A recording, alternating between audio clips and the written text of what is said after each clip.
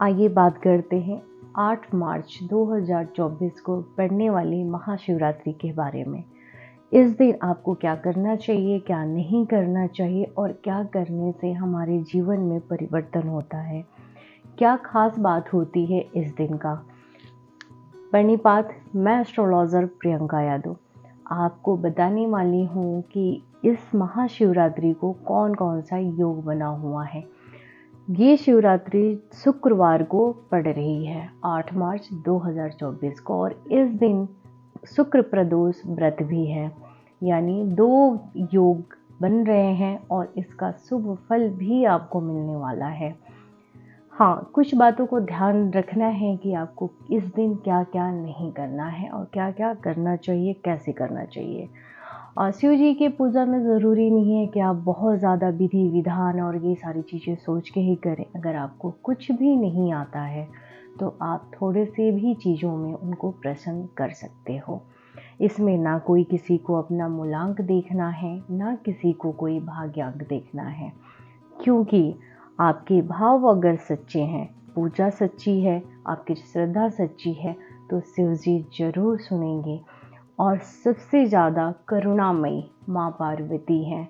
इनकी कहानियाँ, इनकी कथाएं आप लोगों ने भी बहुत सुनी हैं।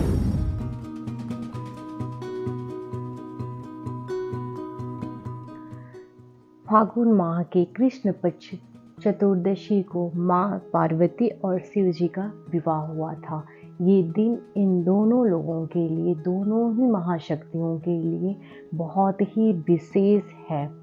इस दिन रात्रि को कहा जाता है कि रात्रि को महाशिवरात्रि में माँ पार्वती और शिव जी दोनों ही इस भूमि पे, पृथ्वी लोक में आते हैं और भ्रमण करते हैं। जो शक्तियों को रिझाते हैं, जैसे कि साधनाओं में किसी मंत्रों के द्वारा जो रात भर जग के जप तप करते हैं, उन पे वो बहुत प्रसन्न होते हैं और उनके जीवन को बदलने के लिए शुभ फल उन्हें जरूर देते हैं। शिव जी को 2 मिनट भी अगर आप याद करते हो, उसका भी फल आपको मिलता है। इतनी उनकी शक्ति होती है। कहा जाता है कि इस दिन जब आप रोज साधना में बैठते हो या अपने चक्रास बैलेंस करते हो, उस दिन आपकी जो मूलाधार चक्रा होती है, वहाँ से एनर्जी ऊपर की ओर जाती है। लेकिन इस दिन जो भी होता है उल्टा होता है। इस दिन ऊपर से एनर्जी आपकी पूरी बॉडी में आती है। इसलिए आप कोई सा भी मंत्र अगर आप करते हो रात को 12 बजे से लेकर सुबह 4:30 बजे तक, या थोड़ा सा भी अगर समय देते हो, तो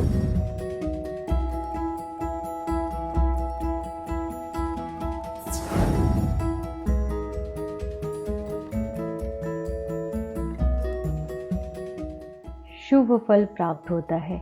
इस दिन किए गए व्रत से आपके सारे कष्टों का निवारण होता है। आप अपने कष्टों से मुक्ति पाते हैं। मान्यता है कि शिवलिंग पे अगर आप पंचामृत से अभिषेक करते हैं तो आपके 9 ग्रह बैलेंस होते हैं और आपको इससे भी शुभ फल प्राप्त होते हैं।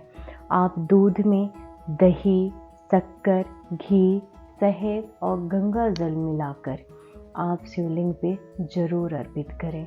आप देखेंगे कि आपकी परेशानियां दूर होती जाएंगी और आप सफलता की तरफ आगे बढ़ते जाएंगे। इसके साथ साथ आपको अपने कर्म भी अच्छे करने हैं। सिर्फ उपाय आप करोगे और कर्म अच्छा नहीं होगा तो आप कहीं पे भी कोई भी जंग नहीं जीत सकते हो। कुछ दिनों के लिए तो आपको शांति मिल जाएगी। अगर आपके कर्म अच्छे नहीं हैं, जोर ज़बरदस्ती से कोई कार्य करते हो या किसी के ऊपर आप दबाव दे के करते हो, तो आपको सुख तो थोड़े दिन के लिए मिल जाएगा, लेकिन इसका परिणाम आपको बहुत ही बुरा भुगतना पड़ेगा। तो इसलिए आप सबसे पहले अपना कर्म भी अच्छा करेंगे और ये उपाय भी करेंगे। अब बात करते हैं कि जिन लोगों के लंबे समय से हेल्थ सही नहीं है और वो परेशान हैं, वो शिवरात्रि के दिन भांग को पीसकर और उसमें गुड़ मिलाकर शरबत बना लें।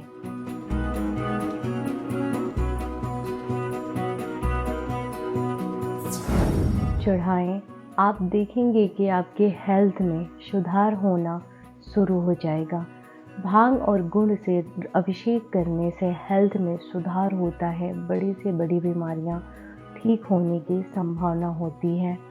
और भांग शिव जी को बहुत ही प्रिय है, इसलिए उन्हें भांग चढ़ाने से आपके कष्टों का निवारण भी होता है। अब बात करते हैं जो स्त्रियां सुहागिन हैं, वो 16 श्रृंगार का सामान, 16 श्रृंगार की चीज़ें जो भी आती हैं उसमें, वो सारी चीज़ें आप पार्वती जी को भेंट करें उस दिन ही। और आप अपने पति की लंबी आयु के लिए और उनके किसी भी जो कार्य उनके नहीं हो रहे हैं उसके लिए भी आप प्रेयर करें, और आपका ये भी कार्य सिद्ध होगा और आपको शुभ फल की प्राप्ति होगी। अब बात करते हैं कि आप बहुत जगह सुने होंगे, बहुत लोगों के मुंह से सुना होगा आपने कि आपकी कोई शत्रु है, आपको परेशान कर रहा है, तो आप इस शिवरात्रि को सरसों के तेल से अभिषेक करें। तो मेरा मानना ये है कि अगर वो आपके साथ गलत कर रहा है तो आप भी सरसों के तेल से अभिषेक करके उसके साथ गलत कर रहे हो। उसका कर्म वो जाने, आपका कर्म आप जानो, ये नहीं करना है आपको।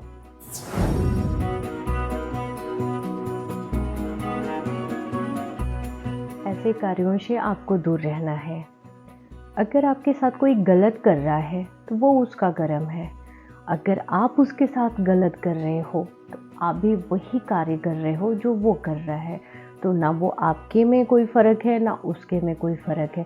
और सरसों के तेल शिवलिंग पे चढ़ाना कोई शुभ योग नहीं है या शुभ फल नहीं मिलता है। आप ये तो करके दूसरों का नाश तो कर देते हो, लेकिन वो चीज़ लौट के आपके पास ज़रूर आती है। और शिवरात्रि वाले दिन तो माँ पार्वती और शिव जी के मिलन का दिन है, तो कतई ये कार्य नहीं करनी चाहिए। उस दिन ये खुद इतने खुश होते हैं और खुशी से अपना आशीर्वाद सभी लोगों में बांटते हैं।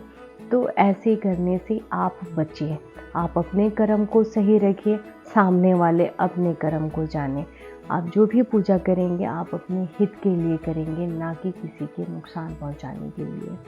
अब बात करते हैं उन लोगों के लिए जो स्त्रियां सुहागिन हैं या वो उनके पति का कोई कार्य रुक रहा है, वो कार्य पूर्ण नहीं हो रहा है। वो 16 श्रृंगार का सामान जब भेंट करेंगे तो उन्हें उससे भी शुभ फल की प्राप्ति होगी।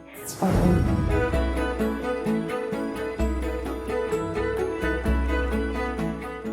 जिन लोगों को बात बात पे गुस्सा आती है, चिड़चिड़े होते हैं और वो परेशान होते हैं, उनका दिमाग काम नहीं करता, सोचते हैं क्या करें क्या नहीं करें, ऐसे लोग सफ़ेद तेल, काले तिल और उसके साथ गुड़ मिला के शिवलिंग पे अर्पित करेंगे महाशिवरात्रि के दिन।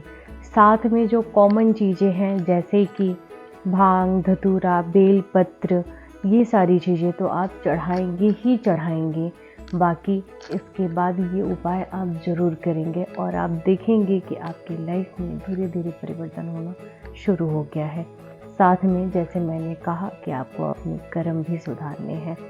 हाँ, कोई भी पूजा आप करते हो तो आप प्रेयर ज़रूर करो, जो आपको मांगना है ईश्वर से ज़रूर मांगो, लेकिन आपको परेशान नहीं होना है।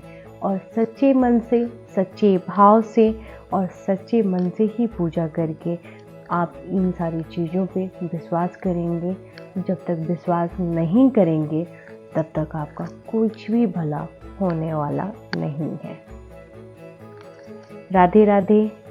अगर आपको हमारी वीडियो पसंद आई है तो इसे लाइक करें, शेयर करें, सब्सक्राइब करें। और जो भी आपको पूछना है कमेंट बॉक्स में, और जो भी आप लोगों को पूछना है कमेंट बॉक्स में ज़रूर टाइप करें। जय माधव, जय बाबा जी।